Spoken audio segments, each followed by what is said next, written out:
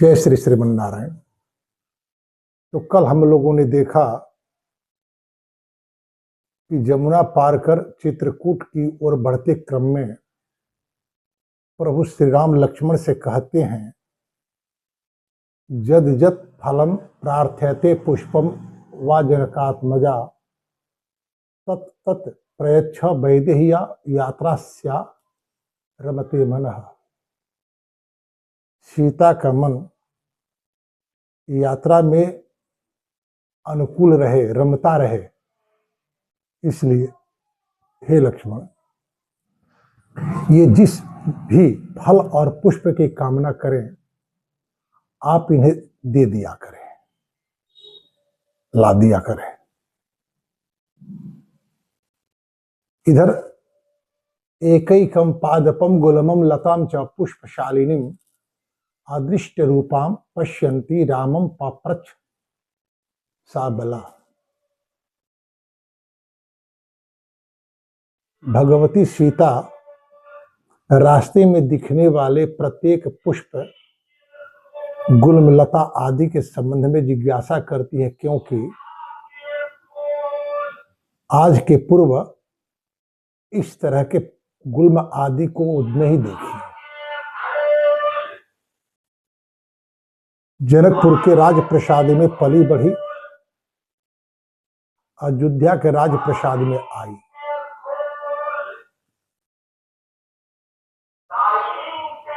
अयोध्या के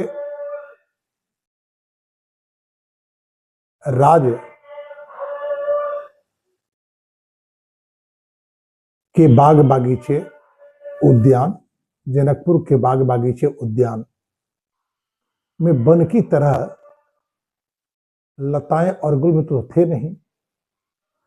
वहां तो वे ही पौधे थे जिन पौधों को रोपा गया था।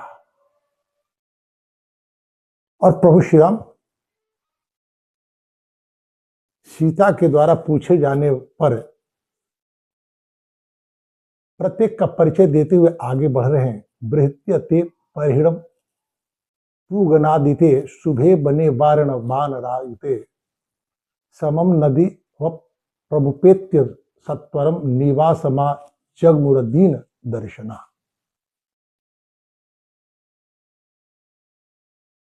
सीता के द्वारा पूछे जाने पर उस संबंध में समुचित सम्यक प्रकार से संतोषप्रद उत्तर देते हुए प्रभु श्री राम आगे बढ़ते हुए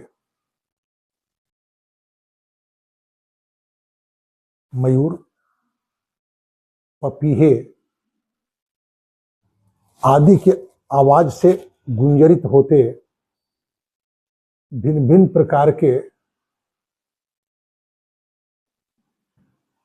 पुष्पों से आच्छादित समतल भूमि को पार करते हुए आगे बढ़े।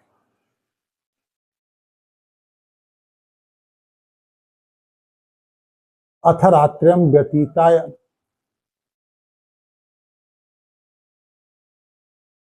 अवशुक्तम मनंतरम प्रबोधयामास शनै लक्ष्मणम रघुपुंगवः। संध्या हो गई, रात्रि आई, विश्राम हुआ। दूसरे दिन सुबह पक्षियों के कलरव को सुन निद्रा का परित्याग किए और लक्ष्मण को जगाए। ऐसा बहुत सारे लोग कहा करते हैं कि लक्ष्मण अयोध्या को छोड़कर गए तो सोए ही नहीं। उनके कहने का आधार क्या होगा वे जाने, लेकिन महर्षि वाल्मीकि की बात यदि की जाए तो लक्ष्मण का संपूर्ण वनवास में अहर्निश जगे रहने की बात सिद्ध नहीं होती। शरीर है, शरीर का धर्म है सोना जगना, ये तो होगा। लक्ष्मण को जगाए और कहे कि लक्ष्मण पक्षी संकेत कर रहे हैं कि अब हम लोगों को आगे की यात्रा करनी चाहिए।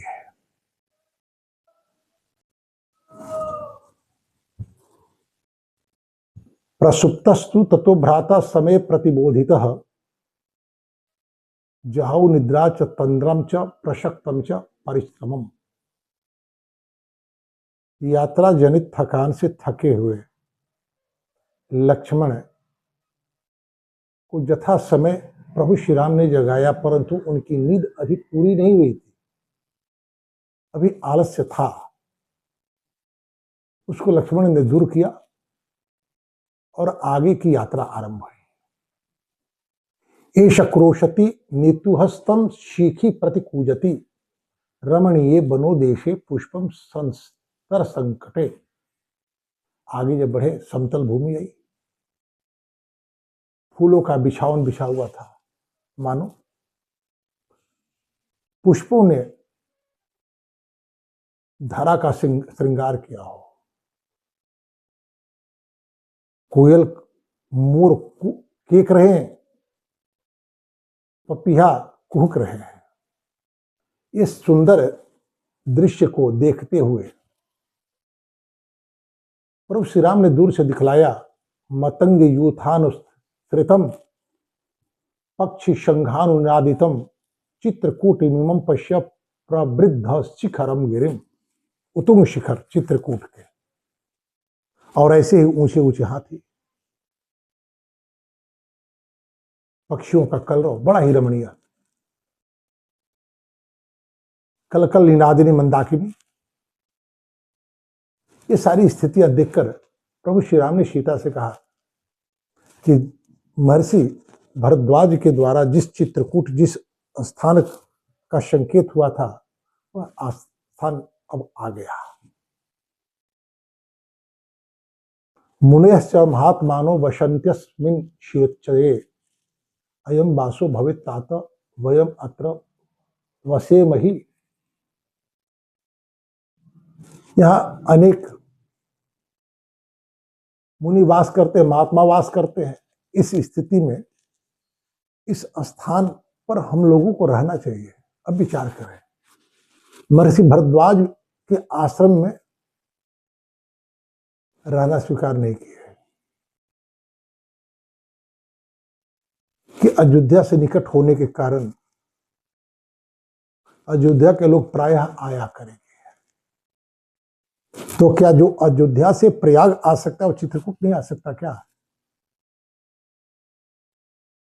लेकिन यहां महात्माओं के निवास स्थान, मुनियों के निवास स्थान, प्रभु श्री राम रहने की इच्छा व्यक्त करते हैं कि यहां रहा जाए। इति सीता च रामश्च लक्ष्मणश्च कृतांजलि अभिगम्याश्रमं सर्वे वाल्मीकिम अभिवादयन्। इतना कहकर सीता और राम के साथ अंजलिबद्ध होकर महर्षि वाल्मीकि के आश्रम में प्रवेश किया और उनका अभिवादन किए। ये वाल्मीकि है कौन? देवर्षि नारद के पास जाकर उन्होंने इच्छा व्यक्त की कि इस समय इस धरा पर कौन ऐसा व्यक्ति है जो राष्ट्र की संस्कृति की रक्षा और संवर्धन में समर्थ है, गुणी है, कृतज्ञ है, सर्वप्रिय है, जितेंद्रिय है, क्रोधजयी है, और यद किंचित किसी कारण से क्रोध कर ले तो उसके क्रोध के सामने देवता भी निरुपाय हो जाए। जिस राम की खोज के लिए महर्षि भरद्वाज देवर्षि नारद से जिज्ञासा करते हुए राम भला महर्षि वाल्मीकि की उपेक्षा क्यों करें? जाते हैं, अभिवादन करते हैं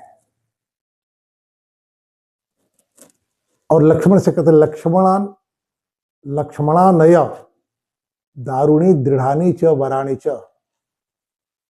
कुरुष्वस्थम सौम्यवासे में अभिरतम मनः।